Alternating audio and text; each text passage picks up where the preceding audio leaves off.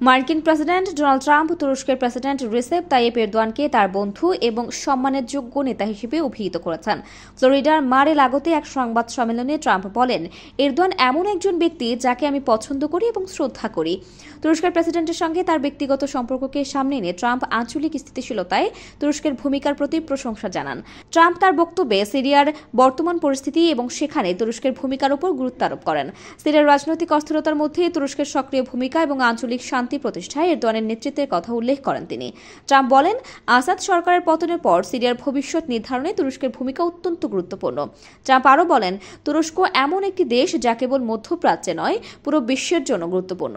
আমরা তুরস্কের সঙ্গে কাজ করার জন্য আগ্রহী এবং এরদোয়ানের সঙ্গে সম্পর্ক আরও মজবুত করতে চাই। সিরিয়ার পুনর্গঠন এবং যুদ্ধ বিধ্বস্ত দেশটির ভবিষ্যৎ নির্ধারণে তুরস্ক এবং জর্ডান যৌথভাবে একটি রোডম্যাপ চূড়ান্ত করেছে। এই উদ্যোগের অংশ হিসেবে আঙ্কারায় তুরস্কের পররাষ্ট্রমন্ত্রী হাকান ফিদান এবং প্রতিরক্ষা মন্ত্রী ইয়াসার গুলারের সঙ্গে জর্ডানের পররাষ্ট্রমন্ত্রী আয়মান সাফাদির বৈঠক অনুষ্ঠিত হয়।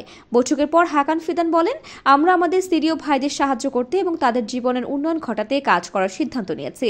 পরিবহন, জ্বালানি, খাদ্য নিরাপত্তা এবং কৃষিক্ষেত্রে যৌথ উদ্যোগের মাধ্যমে আমরা সিরিয়ার পুনর্গঠনে অবদান রাখতে চাই। তিনি আরও বলেন, তুরস্ক ও জর্ডানের যৌথ প্ল্যাটফর্মটি অন্যান্য প্রতিবেশী দেশ যেমন ইরাক এবং লেবাননের জন্য উন্মুক্ত। আমাদের লক্ষ্য হচ্ছে আঞ্চলিক সহযোগিতা বৃদ্ধি করা এবং সংঘাতপূর্ণ অঞ্চলগুলোতে স্থিতিশীলতা নিশ্চিত করা। তুরস্ক দীর্ঘদিন ধরে সিরিয়ার পরিস্থিতি মোকাবেলায় কার্যকর ভূমিকা পালন করে আসছে। সিরীয় শরণার্থীদের জন্য তুরস্কের মানবিক সহায়তা এবং কৌশলগত উদ্যোগ আন্তর্জাতিক সম্প্রদায়ের দৃষ্টি আকর্ষণ করেছে। বিশেষজ্ঞরা মনে করেন, তুরস্কের নেতৃত্বে গৃহীত এই রোডম্যাপ শুধু সিরিয়ার পুনর্গঠনেই নয়, বরং পুরো অঞ্চলের স্থিতিশীলতায় গুরুত্বপূর্ণ ভূমিকা রাখতে পারে। ট্রাম্প প্রশাসনের অধীনে তুরস্ক এবং যুক্তরাষ্ট্রের সম্পর্ক আরও ঘনিষ্ঠ হতে পারে বলে ধারণা করা হচ্ছে। বিশেষ করে সিরিয়ার যুদ্ধ পরবর্তী রাজনৈতিক সমাধানে তুরস্কের ভূমিকা এবং আঞ্চলিক শান্তি প্রতিষ্ঠার প্রচেষ্টাকে স্বাগত জানিয়েছে ওয়াশিংটন। এদিকে যুক্তরাষ্ট্র ও তুরস্কের মধ্যে বাণিজ্যিক এবং প্রতিরক্ষা খাতে সহযোগিতা বৃদ্ধির সম্ভাবনা নিয়েও আলোচনা চলছে।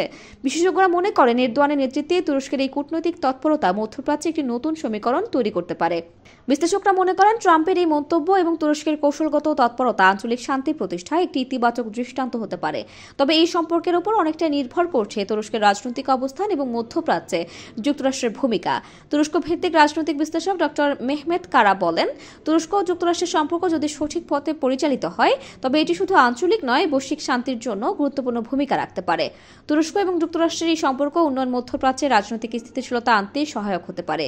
সিরিয়ার পুনর্গঠন এবং আঞ্চলিক স্থিতিশীলতা আনতে তুরস্কের যে উদ্যোগ, তা আরও বৃহৎ কূটনৈতিক সহযোগিতার পথ প্রশস্ত করবে। তুরস্কের পররাষ্ট্রনীতির এই অগ্রগতি মধ্যপ্রাচ্যের অন্যান্য দেশগুলোর জন্য একটি উদাহরণ হতে পারে। পাশাপাশি যুক্তরাষ্ট্রের নতুন প্রশাসনের সঙ্গে তুরস্কের সম্পর্ক উন্নয়ন আঞ্চলিক শান্তি প্রতিষ্ঠায় একটি যুগান্তকারী পদক্ষেপ হিসেবে বিবেচিত হতে পারে। ট্রাম্প এবং এরদোয়ানের বন্ধুত্বপূর্ণ সম্পর্ক এবং তুরস্কের নেতৃত্বে গৃহীত উদ্যোগ মধ্যপ্রাচ্যের রাজনীতি এবং অর্থনৈতিক স্থিতিশীলতার জন্য একটি নতুন সম্ভাবনার সূচনা করতে পারে। আন্তর্জাতিক সম্প্রদায় এখন অপেক্ষা করছে এই সহযোগিতার ফলাফল দেখার জন্য।